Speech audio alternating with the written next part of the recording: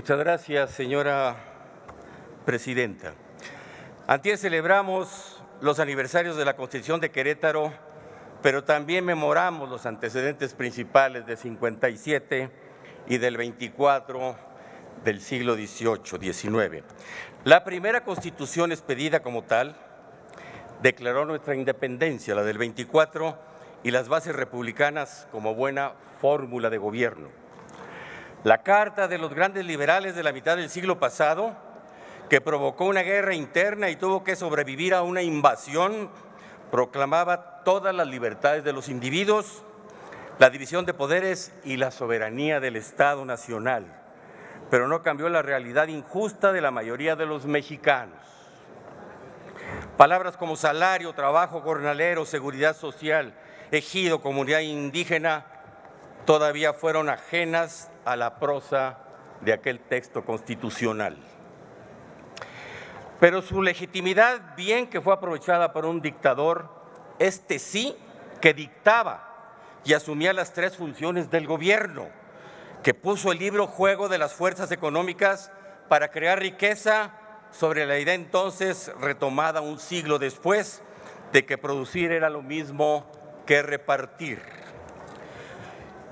Sufragio efectivo, eso que es el derecho real de votar y ser votado, era un bonito sofisma que adornaba en lo político. Tan fue así todo aquello que produjo una revolución cruenta, aunque transformadora, desde luego, que expresaba la negación del estado de cosas porfiristas. Esa Constitución discutida y votada en Querétaro se estudió como una reforma de la del 5 de febrero de 1857, pero realmente fue una carta magna en todo su significado. Provenía de una revolución y aparte se nutría de postulados sociales y políticos reivindicatorios de la condición de la mayoría de los mexicanos.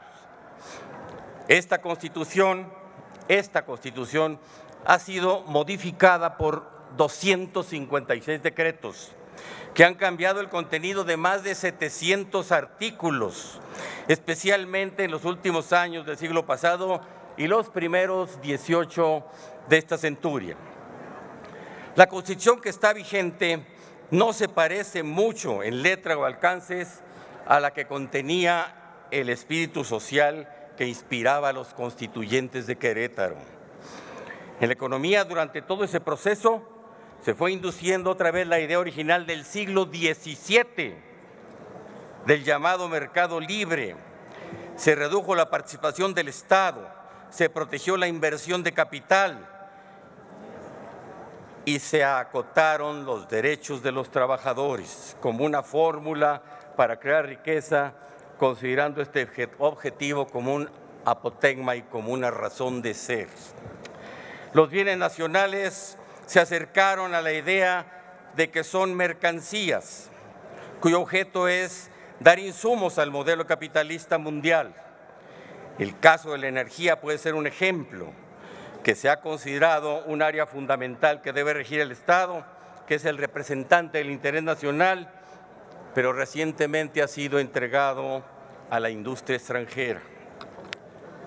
A partir de 2018 se ha intentado un cambio de esta ruta, se ha intentado una retracción del Estado Nacional y se ha incorporado el modelo del liberalismo económico mundial.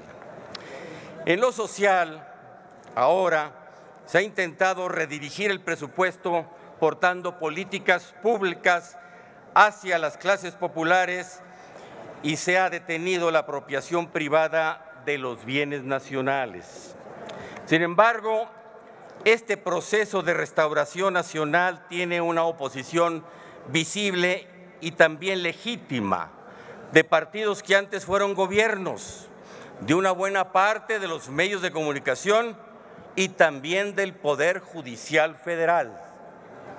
Este último cree que tiene la atribución de darse facultades a sí mismo para interpretar la Constitución y las leyes más allá de su tenor, es decir, de la intención normativa que el legislador quiso darle a la ley. Hoy la Suprema Corte sostiene la hipótesis, lo repito, hoy la Suprema Corte sostiene la hipótesis de que existe un bloque de principios jurídicos más allá de la Constitución, pero que sus integrantes, los de la Corte, son los únicos capaces de bajar su contenido para aplicarlos por encima de todas las normas.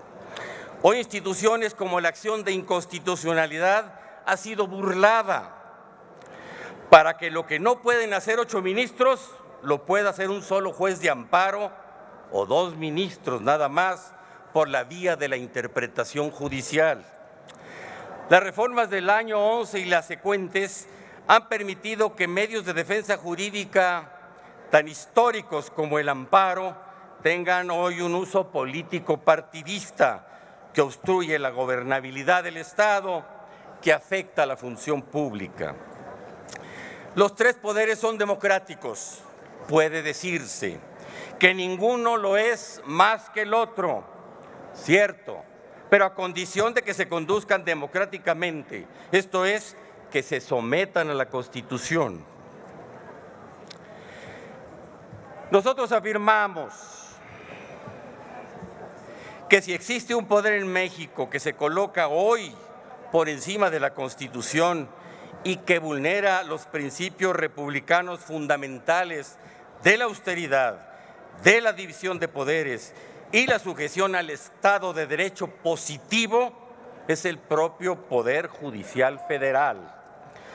Esto y otros aspectos de la vida pública de México deben discutirse para lograr hacerlos compatibles con la democracia y la justicia. Termino con este párrafo, Presidenta, si me lo permite. Sí, diputado, El favor de proceso de concluir. transformación social que abarca lo político y lo económico tiene razones legítimas y poderosas para continuar. Hay que volver irreversibles los cambios conseguidos en una primera jornada. Hay que consolidar el Estado Nacional y hay que dar las bases que permitan para el año 2027 convocarnos todos en paz y con libertad a redactar los principios constitutivos de una república democrática que encierre en su continente un auténtico Estado social de derecho. Muchas gracias por su paciencia y por audiencia. Gracias, diputado.